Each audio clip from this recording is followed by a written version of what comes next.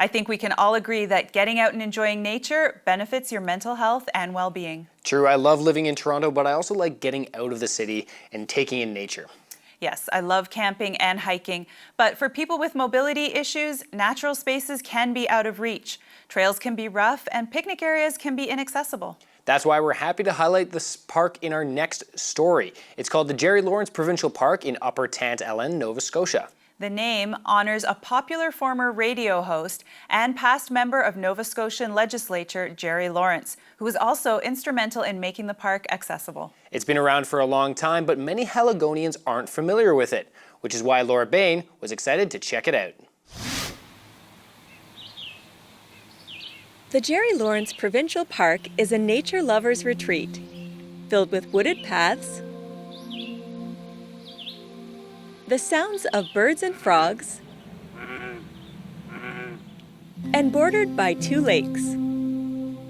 The park features wide, accessible walkways, barrier-free washrooms, drive-in picnic sites, and 2 fishing piers. Halifax photographer Paul Vino is pleased with the park's wheelchair accessibility. I mean, nature is not accessible, generally. So to see a place that was purposely kind of laid out and made up to be accessible, mostly, is a pretty cool thing. Because generally in a chair, you don't get into nature a lot. I haven't seen a fern in its natural habitat for years. This, for me as a photographer, this lets me photograph stuff that I generally wouldn't be able to photograph. The main fishing pier extends far onto the lake, and that's where I find Freda Judge.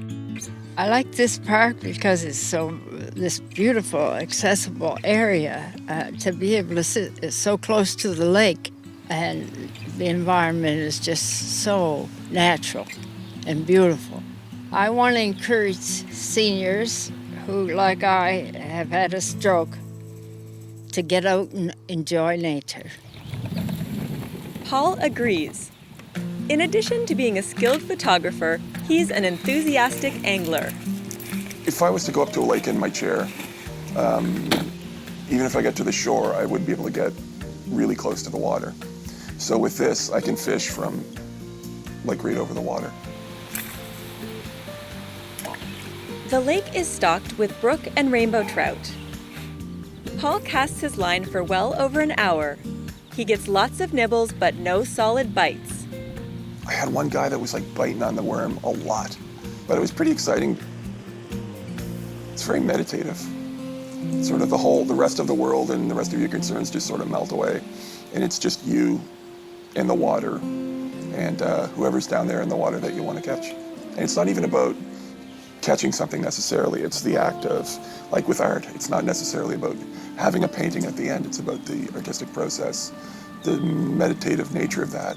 It's just you and the rod and all of your senses. It's a cool thing. Overall, Paul gives the park top marks.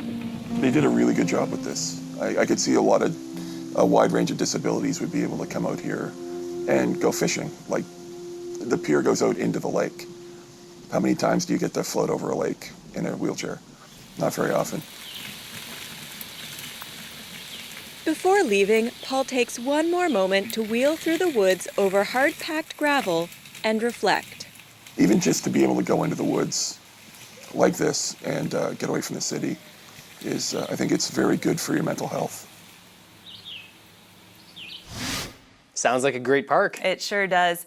Laura told us that this was Paul's first visit to the park and he had such a great time he's going back again soon. And to all you anglers out there, the pier stands in the water 6 or 7 feet down, making it a great spot for fishing. The park is only open from May to October, so if you live in the area, go and visit it now.